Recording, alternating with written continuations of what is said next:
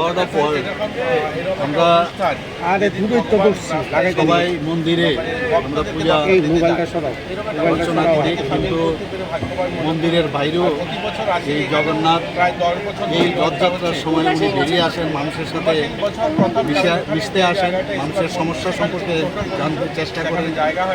এবং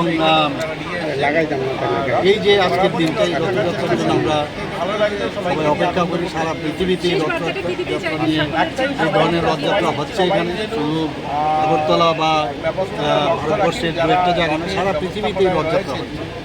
একটা কথাই বলবো, ত্রিপুরা যেভাবে সামনের দিকে এগিয়ে যাচ্ছে, মাননীয় প্রধানমন্ত্রী যেভাবে ভারতবর্ষকে সামনের দিকে এগিয়ে নিয়ে যাচ্ছে, আমি সমস্ত মানুষের কাছে এটাই আবেদন করব যেন আমাদের মাননীয় প্রধানমন্ত্রীজিকে সবাই আশীর্বাদ করে, আমাদেরকে আশীর্বাদ করে যেন আমরা এই দেশকে আমরা সামনের দিকে এগিয়ে নিই। ঠিক আছে, থ্যাংক ইউ।